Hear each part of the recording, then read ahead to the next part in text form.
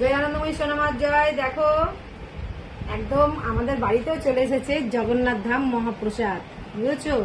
এই দেখতে পাচ্ছ পুরী থেকে এসছে। তো চলো আমি খুলি।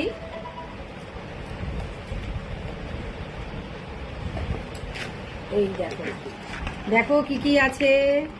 এই দেখো, দেখেছো জগন্নাথ বলরাম সুভদ্রা একদম ছবি। এই যে দীঘার যে আমাদের জগন্নাথ ধামের যে ছবিটা সেটাও রয়েছে। দেখো মন্দিরটা খুব সুন্দর লাগছে দেখতে।